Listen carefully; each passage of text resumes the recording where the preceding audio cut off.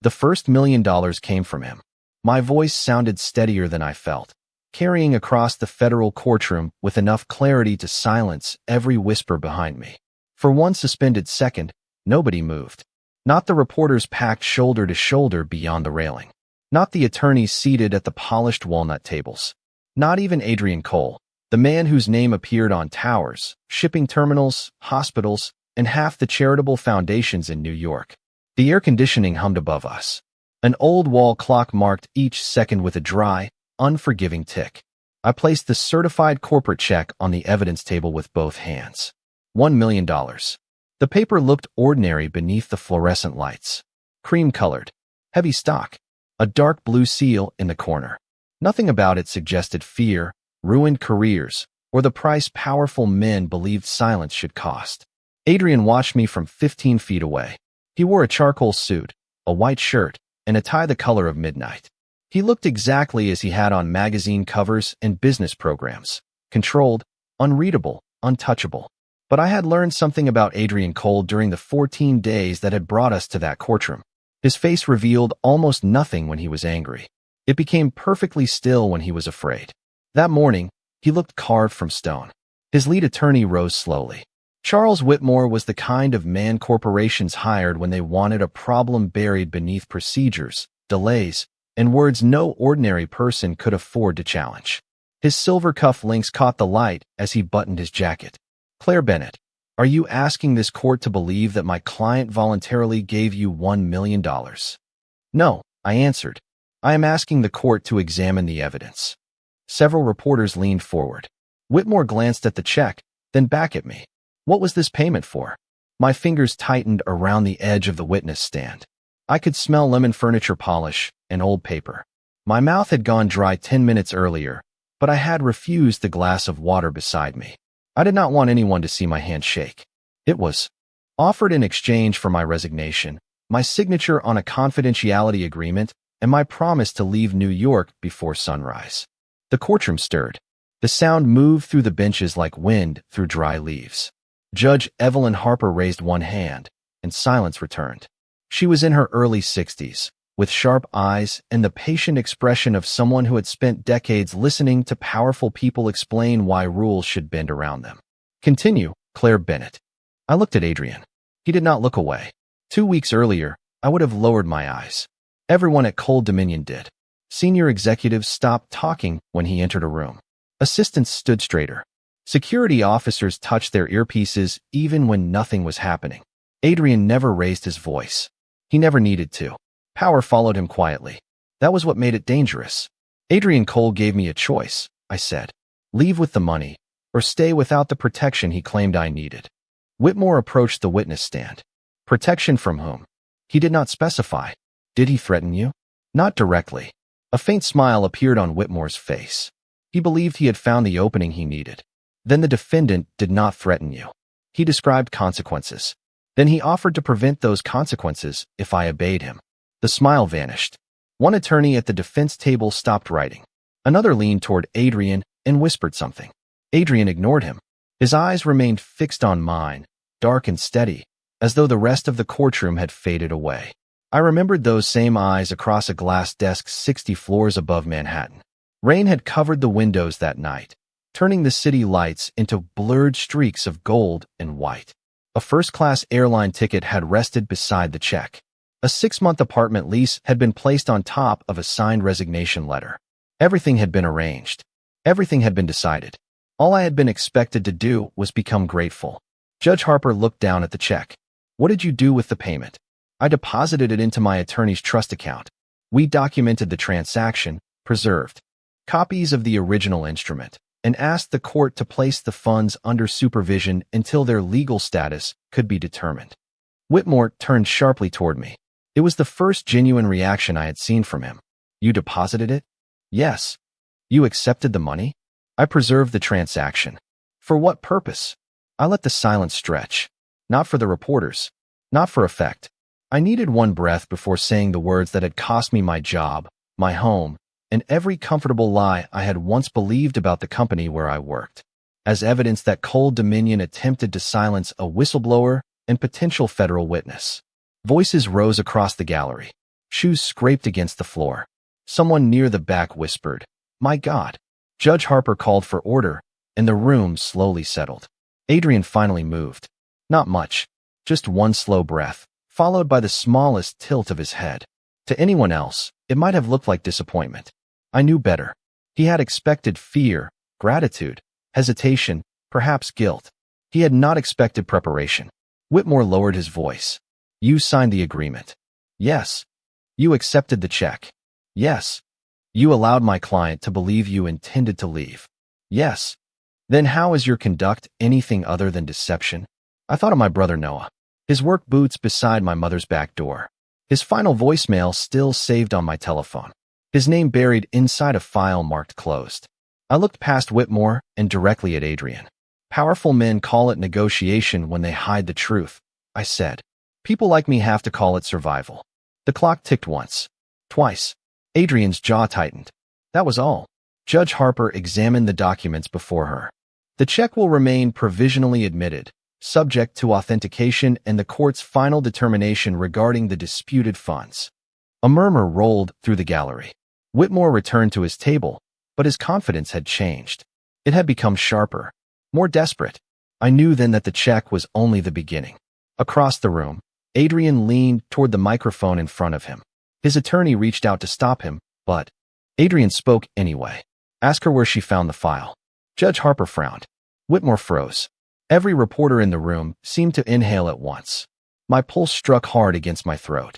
Adrian had broken his silence, and with 7 words, he had opened a door neither of us could close. 14 days earlier, at 11:43 on a rainy Tuesday night, I had been alone on the 38th floor of Cole Dominion, staring at my dead brother's name inside a document that was never supposed to exist. The floor had been so quiet that I could hear rain ticking against the glass. Not falling, ticking, like someone outside was counting down. Most of the building had emptied 2 hours earlier, but the compliance division never slept when quarterly reports were due. Neither did I. My coffee had gone cold beside the keyboard. The overhead lights had switched to energy-saving mode, leaving only every third panel glowing above rows of abandoned desks. From where I sat, Manhattan looked distant and unreal, 60 blocks of headlights and wet pavement shining beneath me. I had spent 6 years working in corporate risk, 3 of them at Cole Dominion, though no office had ever made me feel so small. The company employed more than 40,000 people. It controlled freight companies, construction firms, security contracts, real estate, and enough political attention to make newspapers careful about how they printed Adrian Cole's name. I was not important there. I was a risk control analyst with a gray identification badge, a salary that barely covered rent, and a supervisor who had forgotten my birthday 3 years in a row. That was how I liked it. Invisible people heard things. Invisible people noticed when numbers did not match. 3 days earlier, I had found a payment of $87,400 to a company called Northline Structural Review. The amount was not large by Cole Dominion standards. Executives spent more remodeling conference rooms. But Northline had received 11 similar payments over 3 years, each marked as an emergency safety consultation. I searched the vendor registry. Nothing. No website. No office address. No meaningful tax. History beyond a post office box in Delaware.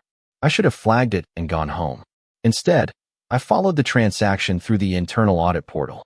My credentials allowed me to review insurance exposure during quarterly close, but every search created a record. I knew that. I simply did not understand how closely someone was watching. That Tuesday night, the Northline payments led me to a restricted project archive. A red warning appeared on my screen. Access limited.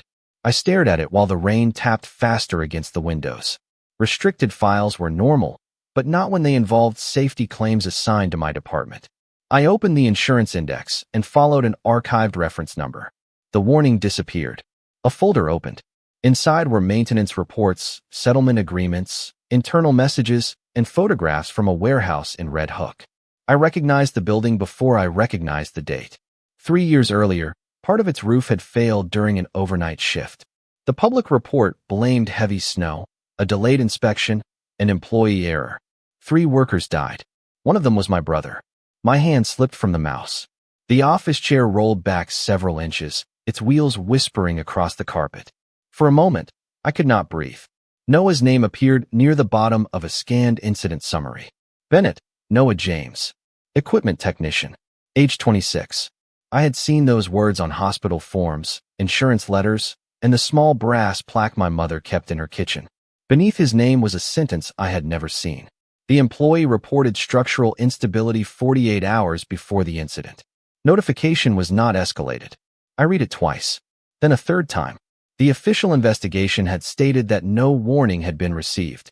Cole Dominion's attorneys had repeated that claim during every meeting with the families. They had said the company could not prevent what nobody had predicted. My mother had believed them. I had believed them. The system archive contained two versions of Noah's maintenance report. The first showed that he had submitted 3 photographs 2 days before the roof failed. Cracks in a support beam. Water damage across the ceiling.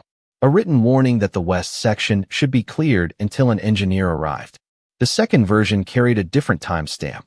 It made the warning appear 17 minutes after the incident. My stomach turned cold. I reached for my telephone, then stopped. I did not know whom I could trust. My supervisor's digital approval appeared on one archive document. The legal division had prepared the settlement agreement that paid my mother $90,000. I had no idea whether a changed timestamp was enough to prove fraud. I only knew that the company had lied. I inserted an encrypted drive into the computer and began copying the archive. The progress bar moved slowly. 12%. 24. 31. Every sound became too clear. The ventilation system. The elevator cables behind the wall. Rainwater moving through exterior drains. At 46%, the lights above my desk brightened. I froze. The entire floor came alive at once. Rows of white panels flickering on until there was nowhere left for shadows to hide. My computer screen went black. A blue message appeared in the center. Transfer interrupted. My pulse struck against my throat. I removed the drive and slipped it into my coat pocket. The first 46% contained Noah's report, the photographs, several approval logs, and the Northline payments. It was incomplete, but it was enough to show that something had been hidden. The screen remained dark for 3 seconds. Then a second message appeared. Claire Bennett, report to the executive floor. No signature. None was needed. I looked toward the elevators at the far end of the office. The polished steel doors reflected the empty desks between us. I could have taken the stairs. I could have left through the service exit and disappeared into the rain. But my identification badge had recorded every door I opened. The audit system had recorded every file I viewed. Running would not erase what I had seen. It would only confirm that I understood its value. I gathered my purse and walked toward the elevator. Each step sounded louder than the last. When I pressed the call button, it lit. Immediately, as though someone had already sent the car for me. The doors opened without a sound. There was no public button for the executive floor, only a black glass panel above the standard numbers. As soon as I stepped inside, the panel glowed. The elevator rose. 39, 42, 48. My ears tightened as the building carried me higher. By the time the display passed 55, I was gripping the strap of my purse hard enough to make my fingers ache. The car stopped at 60. The doors opened onto dark marble, warm lighting, and windows stretching from floor to ceiling. A woman in a black suit waited beside the reception desk. Mr. Cole will see you now. Her voice was polite, but she did not ask my name. She led me down a hallway lined with abstract paintings and closed doors. At the end stood a wall of smoked glass. It cleared as we approached, revealing Adrian Cole alone behind a wide desk. The city burned beneath him in gold and red. He did not look at me when I entered. He was reading a printed copy of the access report showing every file I had opened. Noah's photograph rested on top. The woman closed the door behind me. Adrian turned one page, set the papers down, and finally raised his eyes. Claire Bennett, he said quietly. You stayed later than usual tonight. I stood 6 feet from his desk with rainwater drying along the shoulders of my coat and the encrypted drive pressing against my ribs from inside the pocket. Behind him, Manhattan stretched beneath the windows like a circuit board, every street glowing, every building small enough to fit beneath his hand. I wanted to perform confusion, apologize for working late, and return to the elevator as though my brother's name had not just risen from the dead on my computer screen. But Adrian had my access history in front of him. Pretending would only prove that I was afraid. I found a restricted report, I said. You copied part of it. I tried to. His eyes moved briefly toward my coat pocket. You succeeded. The drive suddenly felt heavier. Adrian leaned back in his chair, studying me with the patience of a man accustomed to waiting for other people to break the silence. He was 35, according to the company biography, old enough to have built a reputation, young enough to make everyone wonder what he had sacrificed to build it so quickly. His dark hair was perfectly arranged despite the late hour. His white shirt sleeves were buttoned at the wrists. No loosened tie, no tired eyes. Nothing about him suggested that midnight was approaching. Your brother worked at the Red Hook facility, he said. It was not a question. You know his name. I know the names attached to every major unresolved claim involving this company. The words landed harder than anger would have. No, it was not a claim. He had laughed too loudly in restaurants. He had called our mother every Sunday. He had once driven 3 hours through a snowstorm because my car would not start and I had been too proud to ask for help. I stepped closer to the desk. He warned the company about the roof. Adrian's expression did not change. That is what the archived report indicates. The public report said there was no warning.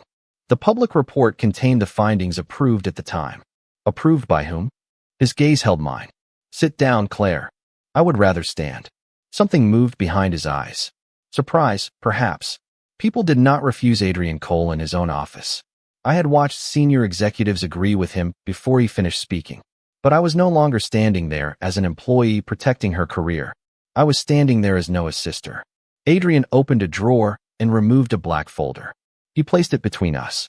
There are moments when knowing the truth does not make a person safer, he said. It only gives danger a name. Is that supposed to frighten me? It is supposed to prevent you from misunderstanding your position. He opened the folder. Inside was a resignation letter with my name already typed beneath the company letterhead. Below it rested a confidentiality agreement marked with colored tabs. A first-class airline ticket to Seattle lay beside a 6-month corporate apartment lease. The flight departed LaGuardia Airport at 6:10 the following morning. Then Adrian placed a certified Cole Dominion check on top of everything. I stared at the amount. $1 million. The zeros looked almost unreal, a row of perfect circles that could erase every overdue bill my mother had hidden in her kitchen drawer. They could pay off my student loans, replace the roof on her house, and buy the kind of medical insurance that did not require praying before opening an envelope. The check had been issued that afternoon. My name was already printed on it. That meant someone had noticed my Northline searches hours before I opened the Red Hook archive. They had not reacted after I discovered the truth. They had been preparing for the possibility that I would discover it. The payment is legitimate, Adrian said. It is structured as severance. The apartment is furnished. Transportation is waiting downstairs. You will resign tonight, take the morning flight, and begin again somewhere else. You prepared this before I entered the office. Your audit activity became unusual 3 days ago. You were monitoring me. The system was. Systems do not print checks. His jaw tightened by a fraction. I prepare for possibilities. You prepared to make me disappear. I prepared to remove you from a situation you do not understand. My brother died inside that situation. Nothing you do tonight will bring him back. The room went still. Even the rain seemed to soften against the glass. Adrian looked away first, but only for a moment. When his eyes returned to mine, something had changed. Not regret. Regret required an admission. This was calculation mixed with something he did not want me to recognize. What happens if I refuse? I asked. He folded his hands on the desk. Cole Dominion employs people whose decisions I do not personally supervise. Some will view your access to that file as a threat. Outside this building, I cannot guarantee how they will respond. He had not raised his voice. He had not described a specific consequence. He had simply placed fear beside the money and waited for me to decide which one felt heavier. Are you threatening me? I am telling you that my protection has limits. Protection usually comes before obedience. In my world, they often arrive together. I looked at the resignation letter. My name, my employee number, my Brooklyn address, everything he needed to reduce my life to paperwork. I thought about Noah's photographs, the altered time stamp, and the settlement my mother had signed because Cole Dominion's attorneys told her the company had done everything possible. I thought about the drive in my pocket and the way Adrian's eyes had followed it. He believed the evidence belonged to him because it had been created inside his company. He believed my future belonged to him because he could afford to purchase it. Men like Adrian did not simply own buildings. They owned assumptions. I reached for the agreement. He watched me read the termination clause, the confidentiality language, and the section requiring me to surrender company property. The agreement was designed to sound generous while making every future choice more expensive. I read enough to understand the trap. Then I reached for the pen. Adrian's shoulders eased by less than an inch. You should have independent counsel review it, he said. Would independent counsel change what happens if I refuse? He did not answer. Then I understand the important terms. I signed the resignation letter. I signed the agreement. My hand remained steady through every page. Adrian watched each stroke of ink as though he were witnessing the restoration of order. When I finished, I picked up the check, the airline ticket, and the apartment documents. You will leave through the private garage, he said. A car will take you directly to the airport. I need to go home first. Your belongings can be shipped. You arranged that too. Yes. I placed the documents inside my purse. Do you always spend this much money when someone learns the truth? His expression became unreadable. Only when the truth is expensive. I turned toward the door. Claire. I stopped but did not look back. Once you leave this office, there is no returning to your old life. I touched the encrypted drive through my coat. That life ended when I opened the file. The smoke glass cleared before I reached it. The woman in the black suit waited outside, ready to escort me toward the elevator and the future. Adrian had selected. Behind us, his office door closed with a soft mechanical click. In the elevator, I examined the check beneath the white ceiling light. Adrian believed he had purchased my silence. He had actually given me something more useful. Proof. The black sedan waited beneath Cole Dominion with its engine idling beside the private garage elevator. Rainwater streamed down the concrete ramp toward the street. A driver in a dark coat opened the rear door. LaGuardia Airport, Claire Bennett. I need to stop at home. Mr. Cole instructed me to take you directly to the airport. There it was again. Not a request. An arrangement. Adrian had chosen the car, the route, the flight, and the city where I was supposed to begin my new life. All that remained was for me to cooperate. A small red light blinked beside the security camera above the garage exit. Someone was watching. Tell Mr. Cole that I changed my mind about the ride. I walked toward the ramp before the driver could answer. My shoes slipped once on the wet concrete, but I kept moving. The sedan followed at a distance until I reached the sidewalk. Then it turned east and disappeared into traffic.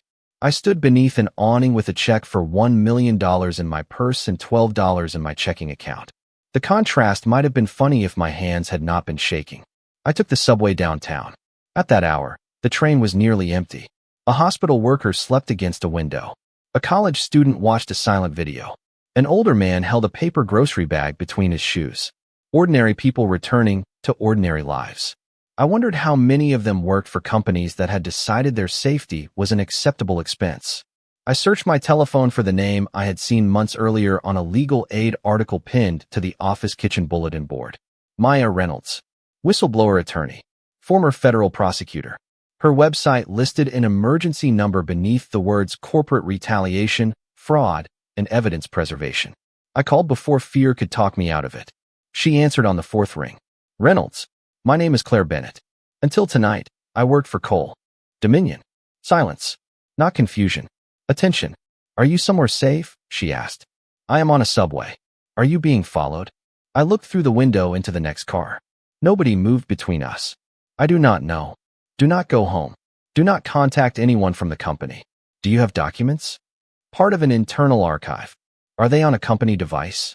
No. Did you sign anything tonight? I looked down at my purse. Yes. Maya exhaled slowly. Where are you getting off? 40 minutes later, I entered a 24-hour diner on West 23rd Street. The place smelled like coffee, grilled onions, and lemon cleaner. Maya sat in the last booth beneath a broken neon sign. She wore jeans, a navy raincoat, and the expression of someone who had already decided I was either in serious trouble or creating it. I placed the encrypted drive on the table. Then the airline ticket, the resignation letter, the apartment lease, the confidentiality agreement, and finally the check. Maya stopped breathing for half a second. Is this authentic? It came from Cole Dominion's treasury office. Why did Adrian Cole give it to you? To make me leave New York before sunrise. She examined the ticket and the agreement. What did he say would happen if you stayed? He said he could not guarantee my protection. Those exact words. Yes. Did anyone hear him? No. Was the meeting recorded? His office has security systems, but I cannot access them. She picked up the check by its edges. Did you endorse this? No, good. She photographed both sides beside a time-stamped evidence card, placed the original inside a protective sleeve, and reached for her telephone. We will deposit this into my attorney trust account when the bank opens. The money will remain untouched. We will disclose it to the court, request supervision, and preserve the original transaction records before Cole Dominion can claim that you demanded the payment. Can we file that quickly? We can file an emergency complaint and a request for evidence preservation this morning. The larger case will take longer. What about the confidentiality agreement? A corporation cannot use a private agreement to block certain reports of fraud, safety violations, or obstruction. The agreement may still create legal arguments, but it does not erase your right to report misconduct. She looked toward the drive. Tell me what is on that. Records from the Red Hook warehouse failure. The diner seemed to recede around us. Plates clattered near the kitchen. A server poured coffee at the counter. Maya did not move. The facility where 3 workers died? My brother was one of them. I told her everything. Noah's warning. The photographs. The altered timestamp. The Northline payments. Maya did not insert the drive into her laptop. She sealed it inside an evidence envelope, wrote the time across the flap, and asked me to sign beneath it. From this moment forward, you do not touch the original. An independent specialist will create a forensic image. Every person who handles it will be documented. Do we have enough to sue?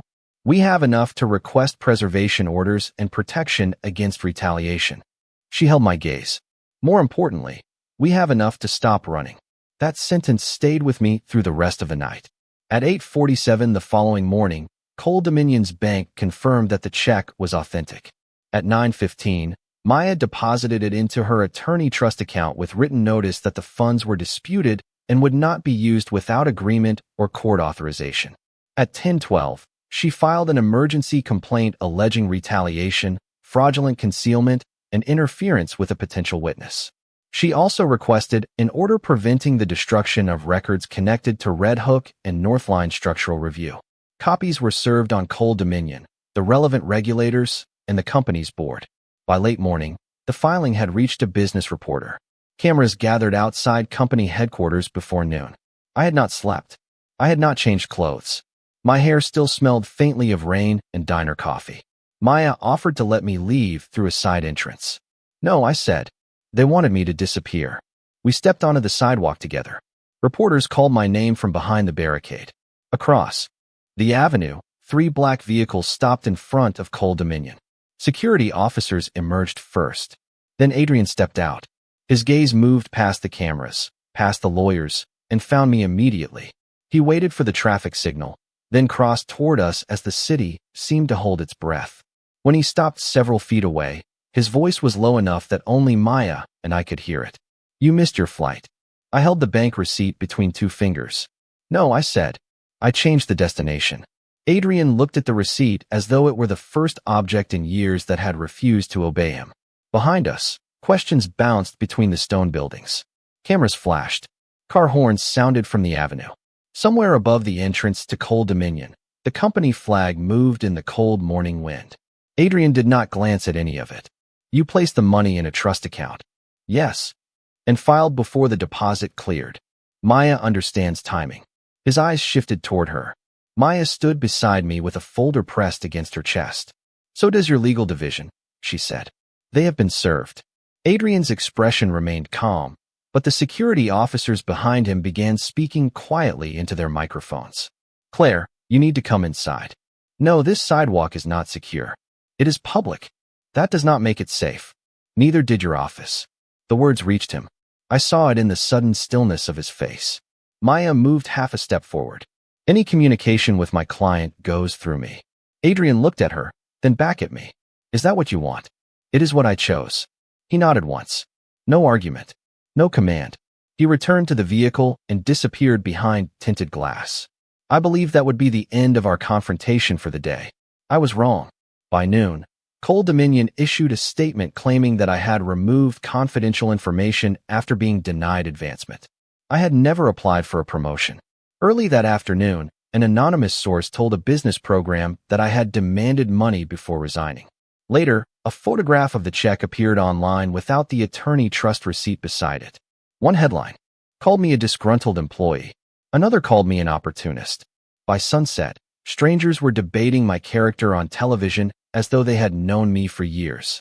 Maya watched the coverage from her office with the sound turned off. Her office occupied the fourth floor of an aging building near Union Square, above a dentist and across from a store that sold expensive candles. The radiator knocked every few minutes. Legal files covered 2 walls from floor to ceiling. Nothing about the room looked powerful, but it was the first place where I had felt protected without feeling owned. They are building a motive, Maya said. Greed is simpler than altered safety records. People understand it faster. My telephone vibrated on the table. A message from an unknown number contained a photograph of my apartment building taken from across the street. No words. None were necessary. Maya saw my face change. Show me. I handed her the telephone. She preserved the message, photographed the screen with a separate device, and contacted an investigator. She moved with the calm precision of someone who understood that panic could destroy evidence. You are not going home tonight, she said. I need clothes. An investigator can collect them with your landlord's permission. My mother's address is in my employee file. Maya stopped. Call her. My mother answered after 2 rings. I told her there was a legal dispute with my former employer. I told her reporters might call. I did not tell her that Noah had warned the company before the roof failed. Not yet. Some truths had to be carried carefully, especially when they arrived years too late. Did you do something wrong? She asked. The question hurt more than the headlines. No. Then do not let them make you sound ashamed. Her voice trembled at the end, but she did not cry. My mother had spent 3 years believing Noah's death was an accident no one could have prevented. I wondered how much of her grief had been shaped by a lie written in an office like the one where I used to work. The next morning, my landlord called. An investment fund affiliated with Cole Dominion had purchased the building's mortgage months earlier. He sounded embarrassed when he said the property was under financial review and my lease renewal could no longer be guaranteed. An hour later, my former supervisor appeared on television. He said I had been emotionally unstable since my brother's death. He said my work required increased oversight. He said the company had tried to help me. I listened until Maya turned off the screen. They are not defending themselves, she said. They are trying to erase you. That afternoon, we met our first potential witness in the back room of a small bakery in Queens. Daniel Price had worked maintenance at the Red Hook facility with Noah. He kept his cap low and looked toward the door whenever it opened. Noah reported the west support beam, he said. He sent the photographs to 3 offices. Which offices? Maya asked. The site manager, regional safety, and Victor Sloan's office. Everyone at Cole Dominion knew Victor's name. He was the chief operating officer, the man who approved budgets, closed divisions, and appeared beside Adrian at every major announcement. Will you testify? I asked. Daniel looked at me for a long time. I have 2 children. I understand. No, you do not. Cole Dominion provides my health insurance. My wife has a heart condition. If I lose my job, we lose her doctors. His voice lowered. I am sorry about Noah, but I cannot do this. He left through the kitchen without finishing his coffee. When we returned to Maya's office, a courier envelope waited with the receptionist downstairs. Inside was a copy of Daniel's employment record and an unsigned note stating that his department would be eliminated if he cooperated with me. Maya sealed it as evidence. I stared through the window at the evening traffic. Adrian said some decisions were made without his direct supervision. Do you believe him? Maya asked. I believe he benefits from not knowing. My telephone rang. The number belonged to Cole Dominion's executive office. Maya activated a recorder before I answered. Claire, Adrian said. His voice was quieter than usual. The public statement did not come from me. It came from your company. Victor authorized it. Under your name. Silence. Your apartment should not have been involved, he said. Neither should my mother. Another pause. When he spoke again, the control in his voice had thinned. Tell Maya where you are staying. I will arrange independent security. No, someone is escalating this beyond legal pressure. Then stop them. I am trying. By hiding me? By keeping you visible long enough to testify. The room felt colder, even though he had spoken gently. Maya wrote a sentence on her legal pad and turned it toward me. Do not disclose your location. Protection without consent is another cage, I said. Adrian became silent. For several seconds, I heard only his breathing and the distant sound of a door closing on his end. What do you want from me? He asked. It was the first real question he had ever given me. The truth about Victor Sloan. I do not have all of it yet. Then find it. Claire, you offered me money because you thought I was the problem. I was only the person who opened the file. His voice dropped. The people inside that file now know that you can expose them. Good. You should be more afraid. I looked at Noah's employee photograph on Maya's desk. He was smiling at someone outside the frame, unaware that his warning would be buried and his name reduced to a settlement number. I am afraid, I said. I am simply not disappearing. Adrian did not answer immediately. When he finally spoke, the power had left his voice, replaced by something more dangerous to the empire he controlled. Doubt. Victor was the last person to access the original Red Hook report before the timestamp changed. Adrian sent the access log to Maya before sunrise. It arrived through outside counsel, accompanied by internal messages, authorization records, and budget transfers connected to Northline Structural Review. For the first time, he was not offering protection or asking for obedience. He was surrendering information. Maya studied the records while morning light turned her office windows pale gray. This establishes a pattern, she said. But Victor will argue that another person used his credentials. Then we need the original approval chain. Only Adrian has access to the executive archive. The next 10 days moved in short bursts of progress and fear. An independent specialist created a forensic image of my drive. Cole Dominion's attorneys challenged every document, every date, and every word in my affidavit. Judge Harper issued a temporary preservation order prohibiting the company from deleting Red Hook or Northline records.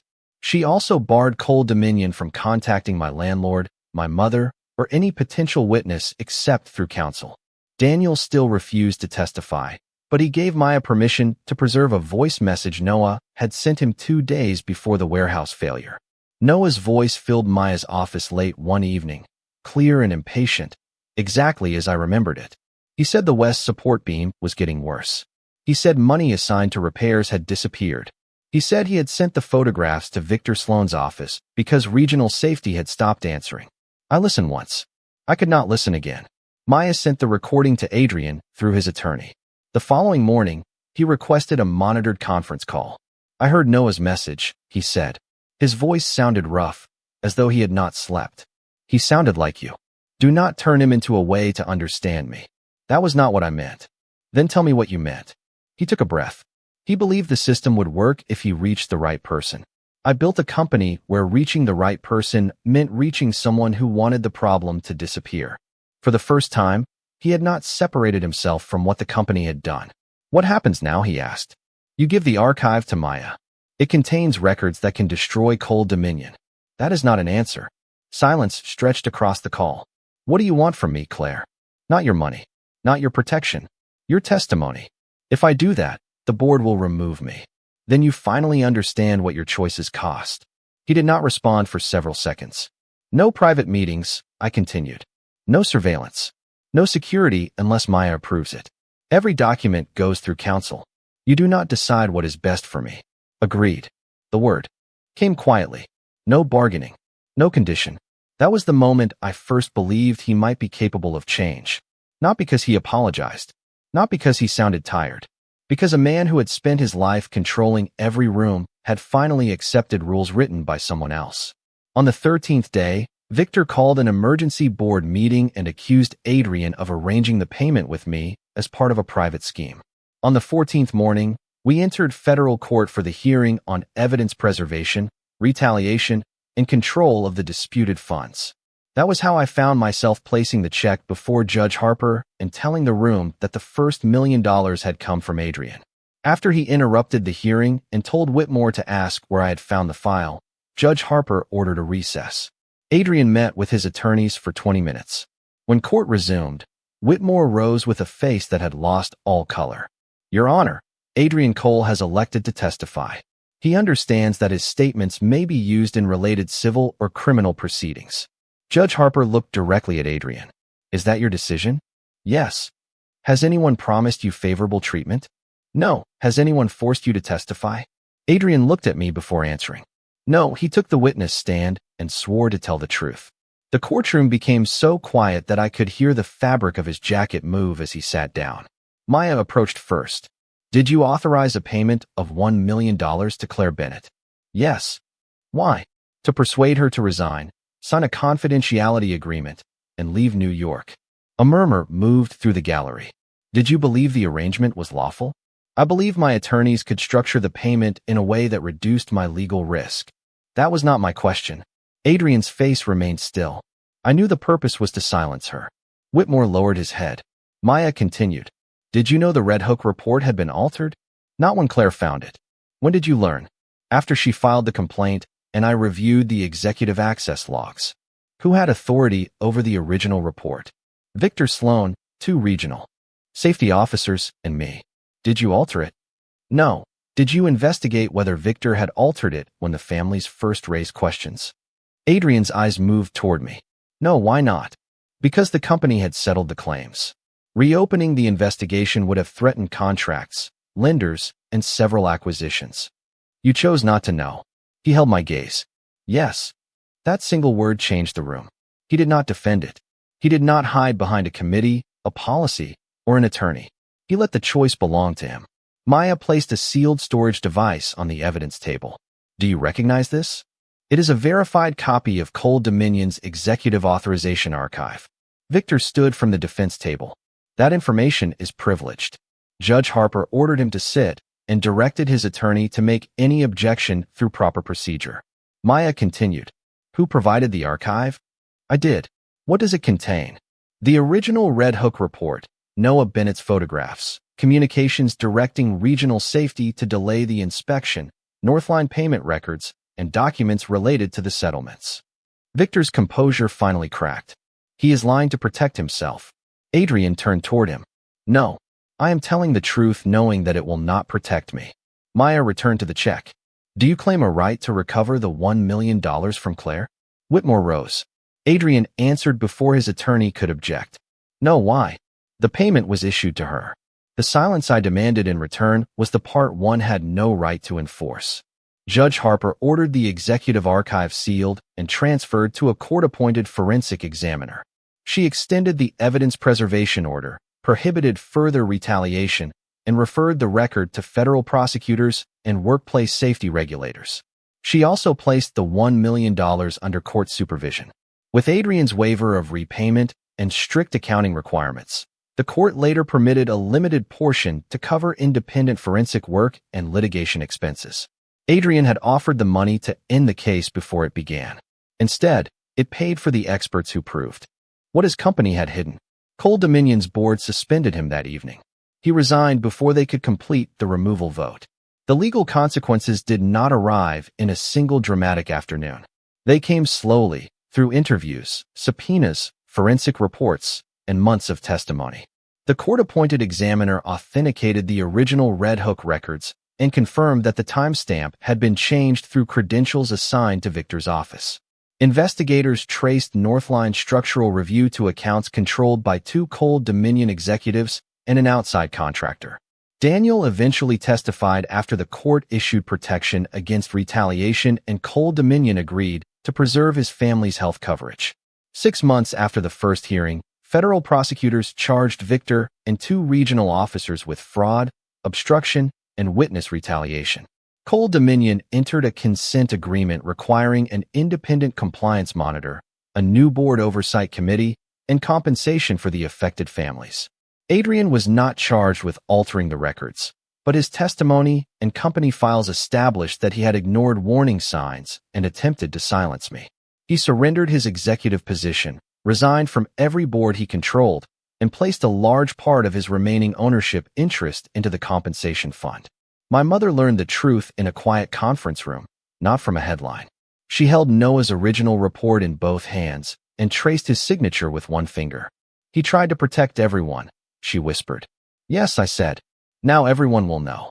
The settlement reimbursed every documented litigation expense. The remainder of the original $1 million became the foundation of the Bennett Whistleblower Fund, providing legal and forensic support to workers who found themselves alone against companies that could afford to erase them. Maya and I moved the fund into a modest office with uneven floors, unreliable heat, and a view of a brick wall. It was the proudest room I had ever entered. Adrian disappeared from public life. Newspapers reported that he had sold his apartment, dismissed his private security staff, and spent months cooperating with investigators. I did not hear from him until one cold afternoon in November. I was sitting in a small coffee shop near Union Square when the bell above the door rang. Adrian entered alone. No driver. No security officers. No attorneys. He wore a dark wool coat and carried nothing in his hands. He stopped beside my table, but did not pull out the chair. "May I sit?" he asked. Such a small question. Once, he had arranged an entire future for me without asking what I wanted. Now he waited for permission to occupy 2 feet of space across from me. I looked at the empty chair, then at the man who had lost an empire because he finally chose responsibility over control. Forgiveness did not arrive like lightning. Trust did not rebuild itself because someone suffered consequences. Real change often began quietly, with no audience, no money, no command. I nodded. Adrian sat down. Outside, the city moved beneath a light November rain, full of people who would never know how close the truth had come to disappearing. He had once ruled that city by deciding who could be seen and who had to remain silent. I defeated him by refusing to become invisible. In losing the power to control everyone around him, he finally learned how to become someone worth seeing.